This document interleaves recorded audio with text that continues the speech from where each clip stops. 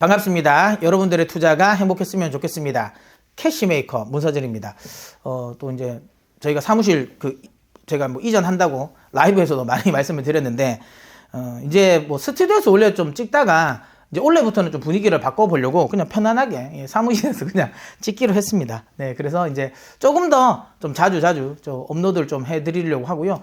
제가 이제 올 연말에 영상이 좀 많이 안 올라왔습니다. 라이브 위주로 좀 하다가 이제 새해에는 조금 더 컨셉을 바꿔서 라이브뿐만 아니라 제가 또 영상도 또 많이 올려드리도록 하겠습니다.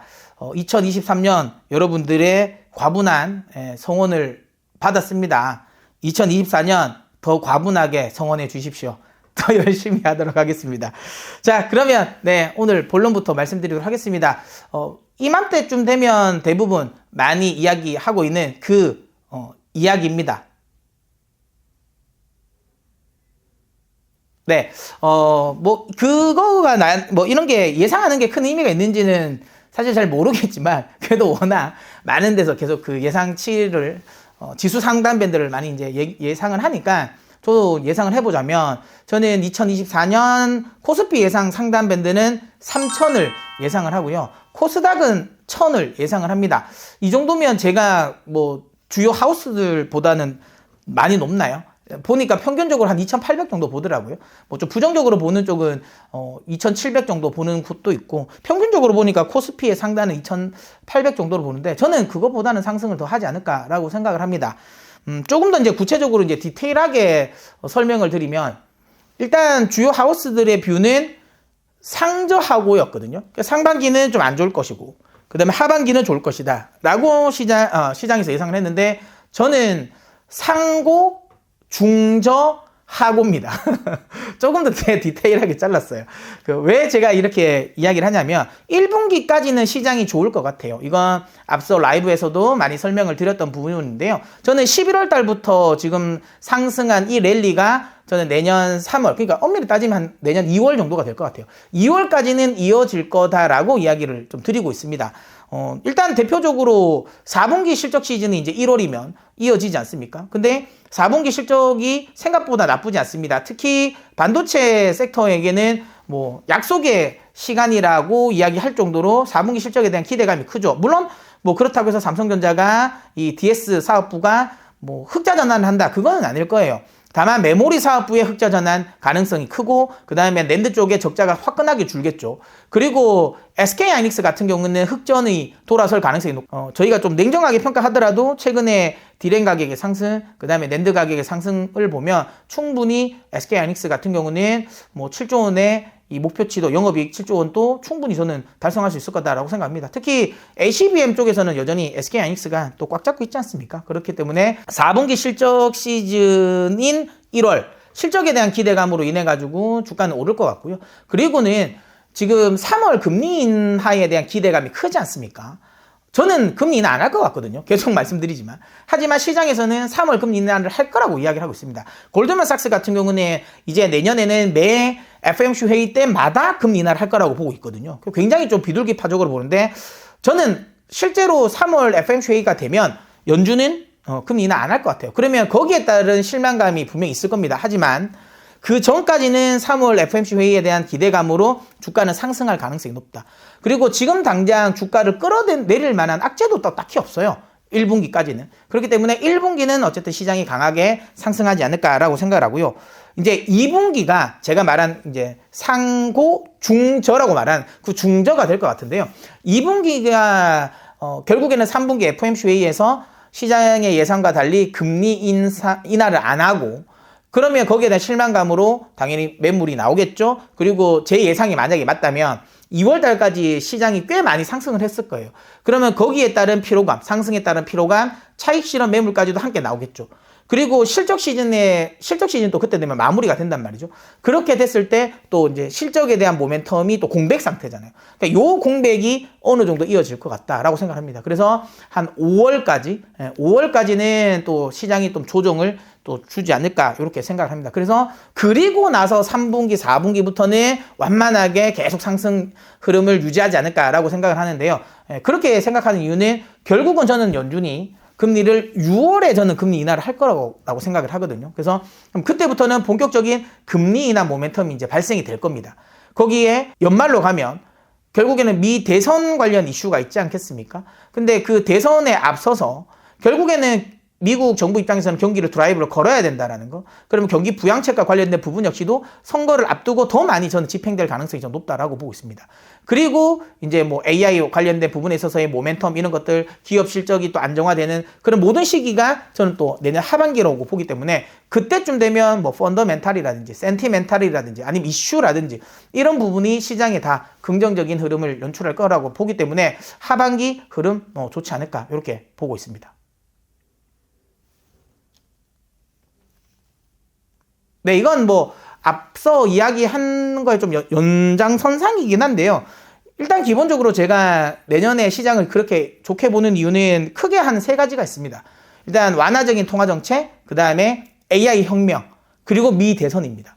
일단 기본적으로 사실상 저는 인플레이션은 종결됐다라고 생각합니다. 오히려 이제는 경기 침체에 대한 우려감을 할 정도로 일단 내년도 미국의 인플레이션과의 전쟁은 마무리됐다라고 보고 있고요. 경기가 침체가 되고 금리 인하를 하면 시장은 악재입니다. 하지만 최근 들어서 크리스토퍼 월러 이사라든지 뭐 윌리엄스 총재라든지 연준의 주요 이사들, 그 다음에 12월 FOMC에서 뭐 파월 의장의 발언, 기자회견 발언 이런 것들을 보면 이제 연준은 경기 침체를 만들지 않는 환경에서 금리 인하를 하려고 해요. 우리가 흔히 말하는 이거 인슈어런스 컷이라고 하잖아요. 보험성 금리 인하. 이거를 지금 생각하고 있다는 거죠. 경기는 침체 안 됐는데 미리 금리는 인하됐다. 거기에 인플레이션도 올라오지 않았다. 이거는 굉장히 시장 입장에서 엄청 좋은 환경이거든요. 이런 환경이 언제 있었냐? 1995년부터 2000년. 이 시장이 딱 이렇거든요. 그린스펀 의장 때 인슈런스 컷이 나왔습니다. 그리고 나스닥이 그 기간 동안 거의 5배가 올랐습니다. 490%가 상승했거든요. 이런 흐름이 저는 내년을 기점으로 해서 역시나 한 2027년까지 이 흐름이 그때 당시와 비슷한 흐름이 연출되지 않을까라고 생각을 하고 있고요. 결국에는 그러니까 1995년을 제가 자꾸만 비교하는 이유가 그때랑 지금 환경이 비슷하다. 인슈어런스 컷에 대한 기대감도 있는데 또 하나는 그때 당시도 시장에 메가 트렌드가 있었어요. 닷컴이라는 그 닷컴이라는 걸 끼고 닷컴 버블이 만들어진 거고요. 지금은 AI 혁명이라는 트렌드가 있잖아요. 물론 이게 나중에 버블로 끝날지 어떨지는 모르겠습니다. 하지만 최소한 내년 내후년까지는 그게 버블이 만약에 설사 버블이다 하더라도 터지진 않을 거예요. 그쪽과 관련된 모멘텀은 계속 나올 가능성이 높고 그걸로 시장은 굉장히 상승할 가능성이 높습니다. 시장이라는 게 단순히 통화정책만 가지고 움직일 수는 없거든요. 결국에는 시장이 주도주라고 할 수 있는 그러니까 트렌드가 나와야 되거든요. 그 트렌드가 있어야지 그걸 가지고 시장을 올릴 수 있단 말이에요. 그런 트렌드가 지금 현재는 AI라는 트렌드가 있다. 그렇기 때문에 확실하게 내년도 흐름 좋을 거라고 봅니다. 또 하나는 미 대선이지 않습니까? 역사적으로 재임을 실패한 대통령들의 공통점은 주가가 안 갔습니다. 그 선거 기간에 주가가 빠졌어요. 뭐 조금 더 엄밀히 말하면 경기 침체가 왔습니다. 경기가 안 좋았어요. 결국에는 경기가 안 좋으면 재임을 못합니다. 재선에 다 실패했습니다. 이거를 지금 현재 바이든 대통령이 모르지 않을 겁니다. 물론 트럼프 대통령이 적극적으로 지금 굉장히 여론조사에서는 앞서고 있지만 이거는 또 그때 가봐야 하는 문제고 그걸 또 민주당이 더 잘 알고 있지 않습니까? 그러면 더 강력한 경기 부양 드라이브를 걸 가능성이 높고 어쨌든 아주 적극적으로 내년에는 미국은 경기 부양이 들어갈 가능성이 높다라고 보시면 될 것 같습니다. 네, 리스크 요인이 없는 건 아니죠. 확실하게 있는데 일단 첫 번째는 가장 이제 지금의 내년에 글로벌 매크로의 가장 큰 복병은 중국 경기입니다. 뭐 지금 또 사실 중국 경기가 안 좋죠. 뭐 일각에서는 이제 뭐 지금 현재 이런 그러니까 중국의 공산주의 체제, 사회주의 체제에서 지금 현재 경기를 벗어날 수 없다라고 이야기하고 있습니다. 특히 미국과의 관계가 지금 안 좋기 때문에 글로벌적인 아까도 말씀드린 것처럼 메가 트렌드가 AI잖아요. 근데 그 AI 시장이 성장성을 먹고 가야 되는데 지금 중국 같은 경우가 어쨌든 미국과 유럽이 제재를 하면서 그 성장의 과실을 지금 못 따먹을 가능성이 높다라는 거죠. 전통적으로 예전에 부동산으로 경기를 부양시켰던 이 흐름은 이제는 끝났다라고 보시면 되고요. 그렇기 때문에 중국의 경기 침체가 글로벌 매크로에 큰 우려감을 작용할 가능성은 높다. 근데 최근 들어서 그러니까 올해부터, 그러니까 지난해부터라고 보시면 됩니다. 지난해부터 계속 글로벌 자금들이 중국, 그러니까 탈중국화를 계속 하고 있었어요. 그래서 중국향 익스포저도 상당히 좀 낮아 있는 상태고요. 예전에 비해서 중국이 글로벌 전체 경기에서 차지하는 비중도 많이 낮아졌습니다. 그러니까 대부분 중국 기업들은 자국 내에서 자국 기업들 제품을 소비하자라는 게 좀 강했잖아요. 그러다면서 예전에 비해서는 뭐 세계 공장, 이 역할도 인도와 그 다음에 지금 베트남에게 좀 뺏겨 있는 상태고, 그 다음에 그만큼 또 막대한 인구를 통해서 또 소비력과 관련된 부분 역시도 중국이 또 그 부분도 많이 좀 뺏겨 옛날에 비해서는 좀 위상이 많이 하락했다는 걸 감안하면 중국 경기 침체가 그렇게 크게 글로벌 매크로에 영향을 미치진 않을 거라고 생각하는데, 중요한 건 그럼에도 불구하고 이런 시장의 예상치보다도 정말 더 크게 뛰어넘는 정말 시스템적인 리스크가 나온다면 그거는 변수가 될 수 있겠죠. 그래서 항상 좀 중국 경기 쪽은 계속 좀 지켜는 보도록 하겠습니다. 네, 사실 이게 가장 이제 핵심이죠. 어찌 보면 이거를 듣기 위해서 지금까지 다 들으셨을 수도 있습니다. 맞습니다. 네, 2024년 내년도 유망 섹터와 관련된 부분인데요. 제가 원래 유망 섹터를 말씀드릴 때 처음에는 이제 배반의 시대라고 했지 않습니까? 배터리와 반도체 시대라고 말씀드렸고, 그게 이제 상반기 때 말씀드렸고, 그 다음에 이제 배반제까지 이야기했죠. 거기에 이제 재건주까지 하실 분은 좀 하셨으면 좋겠다라고 했다가, 하반기에는 제가 바밤바라고 해서 배터리, 반도체, 그 다음에 바이오, 이렇게 말씀을 드렸는데요. 내년에는 조금 아쉽게 제가 배터리를 뺐습니다. 그러니까 내년에는 시장이 배터리가 상반기에는 좀 약할 것 같아요. 상반기 약할 것 같고요. 하반기에는 다시 흐름이 좋지 않을까라는 생각을 해서 제가 분명히 계속 이런 이 매크로 관련 부분에 영상을 찍을 겁니다. 그래서 언제 뭐 또 뷰가 바뀔 수도 있습니다. 하지만 지금 현재 제가 생각하는 내년도 뷰만 놓고 보면 내년의 유망 섹터는 결국은 반도체, 재건, 바이오일 것 같아요. 핵심은 근데 저는 반도체랑 바이오라고 생각합니다. 최소한 상반기까지는 말이죠. 뭐 반도체는 딱히 설명은 안 드려도 아실 겁니다. 지금 어쨌든 글로벌 메가 트렌드가 AI고, AI 혁명에 반도체가 소외가 되지 않는다라는 거고, 또 하나는 메모리 시장이 이전에 비해서 속된 말로 예전만 하더라도 우리는 엑스트라였지 않습니까? 근데 이제 AI 시대에는 AI 엑셀러레이터라든지 이런 쪽으로 지금 뭐 온 디바이스 AI라든지 이런 쪽에서 지금 이제 메모리는 엑스트라가 아닙니다. 이제는 오히려 주연 역할을 하고 있다라는 거죠. 그렇기 때문에 우리나라 메모리 반도체 중심의 우리나라 산업 역시도, 종목 역시도 저는 엄청 큰 수혜를 받을 수 있다라고 보기 때문에 내년에 반도체 저는 괜찮을 거라고 보고 있고요. 그 다음에 재건은 좀 이슈는 있을 것 같아요. 앞서 이야기드린 것처럼 러시아 우크라이나전이 만약에 휴전이 나오면 정말 갑자기 이 재건주가 시장에 정말 단기 주도주 역할을 할 수도 있을 것 같아요. 근데 그거 아니더라도 재건주는 실적적으로도 좋아요.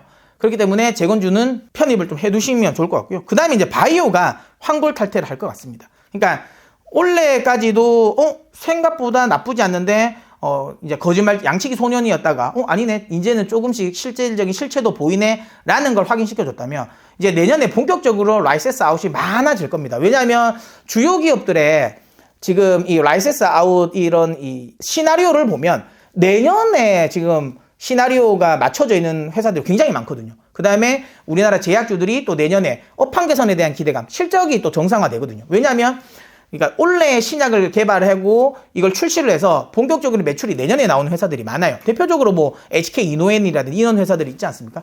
그런 회사들이 이제 본격적으로 신약 효과를 받는다라는 거죠. 매출이. 뭐 이런 것들이 내년에 바이오를 좀 끌어올릴 수 있는 모멘텀이 또 되지 않을까라고 생각해서 바이오까지도 저는 관심을 가지셨으면 좋겠고요. 지금 방금 제가 말씀드린 요 세 섹터와 관련된 조금 더 인덱스한 영상은 제가 또 다음에 또 찍어드리도록 할 테니까 구독, 좋아요 눌러주시면 또 좋은 정보를 또 받아 가실 수 있을 겁니다. 제가 앞서도 말씀드렸습니다. 작년에 여러분들의 성원에 힘입어 저희 캐시메이커 채널 많이 성장했습니다. 올해 더 성장하고 싶습니다. 여러분 조금 더 밀어주십시오.